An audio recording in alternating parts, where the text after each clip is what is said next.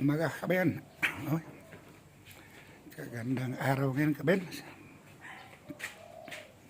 Sikat na talaga ang araw kabayan. Sana mainit na sana kabayan.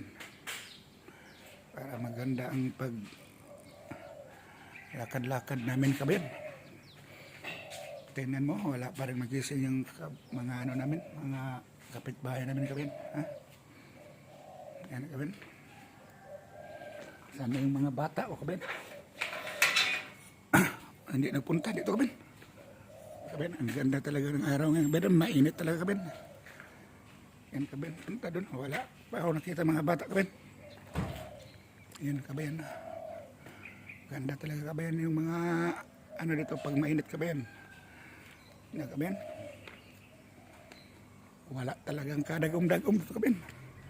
Pag mainit to, ganda talagang araw sumisikat ng asidlangan kabayan.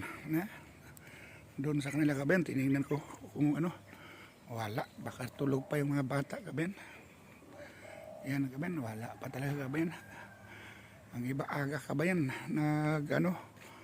naglakad doon. Kasi nagbili yata silang mga pagkain kabayan.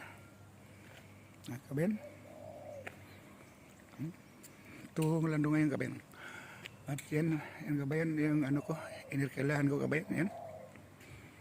At ito namang kabayan, cancel sa kapatid ng may-ari ng bahay.